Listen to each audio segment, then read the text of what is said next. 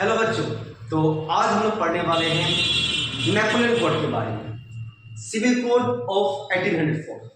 तो जैसा कि आपको पता है कि फ्रेंच रेवोल्यूशन के बाद जब फ्रेंच के जो पीपल थे वो लोग एंजॉय कर रहे थे, तो अचानक से एंट्री होता है नेपोलियन बोनापार्ट। तो जब नेपोलियन बोनापार्ट फ्रेंच में एंट्री किया तो सीधा सा बात है कि उसने कुछ रूल्स लगाए, जो कि आपके हिस्ट्री के चैप्टर 1 में जो कि इंपॉर्टेंट टॉपिक है उसको हम लोग डिस्कस करने वाले हैं। तो सबसे पहला बात, सिविल कोड ऑफ 1804, इसको हम लोग नेपोलियन कोड भी कहते हैं। और ये क्योंकि ये कोड 1804 में लाया गया था तो इसको हम लोग सिविल कोड ऑफ 1804 का नाम देते हैं। तो ये जो कोड है इसमें कुछ रूल्स लाए गए थे जो नेपोलियन ने लाया था फ्रांस में। तो चलिए एक एक करके पढ़ते हैं कि क्या क्या रूल्स था जिसको हम लोग नेपोलियन कोड या सिविल कोड कहते हैं। तो सबसे पहला क्या है कि जब नेपोलियन ने सबसे पहले क्या किया, established equality before the law, मतलब कि फ्रांस में सारे जो लोग हैं उनके आगे सारे कानून को बराबर कर दिया, यानी सीधा सा बात है कि सबको लॉ के सामने इक्वल कर दिया। उसके बाद क्या हुआ कि एबोलिश्ड all privilege based on birth. तो बेसिक सी बात है कि आपको बता दें कि फ्रांस के टाइम में आपके साथ 1789 में पढ़ा होगा कि फ्रांस के टाइम में क्या हुआ था कि जब फ्रांस में सिर्फ फर्स्ट स्टेट और सेकंड स्टेट को प्रिविलेज मिलता था, तो वो सारा को वो जो नेपोलियन था उसको एबोलिश किया।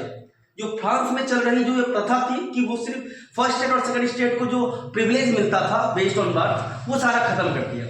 उसके बाद right to property to French citizens, जितने भी फ्रेंच के सिटीजन थे उनको प्रॉपर्टी का अधिकार दे दिया, मतलब अब सबके पास इक्वल प्रॉपर्टी होगा। ठीक है, बहुत ही अच्छा किया। उसके साथ साथ क्या है, सिंप्लीफाइड एडमिनिस्ट्रेशन डिवीजन। आपने पढ़ा था कि उस समय फ्रांस एक्चुअल में किंगडम में डिवाइड था, तो उस समय कोई एक राजा या कोई एक ऐसा गवर्नमेंट नहीं था जो कि क्या कर सके, पूरे एडमिनिस्ट्रेशन यानी पूरा फ्रांस को रूल कर सके या फ्रांस में एक सरकार बन सके।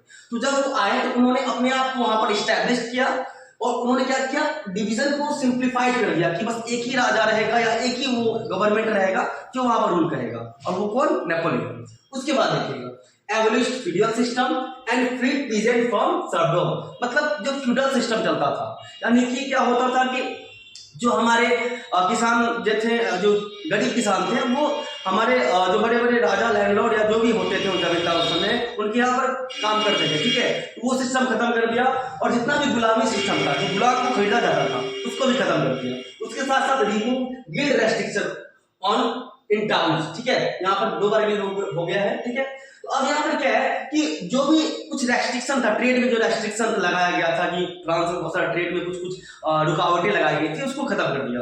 और लास्ट क्या है, improve communication and transport system, मतलब कि जो ट्रांसपोर्ट सिस्टम था और कम्युनिकेशन सिस्टम था उसको इंप्रूव किया। तो आपके एग्जाम में जब सिविल कोड आएगा तो आपको ये सारा लिखना है। कुछ नेगेटिव चेंज भी किए थे, बस अभी हम लोग इतना ही बात करेंगे। धन्यवाद।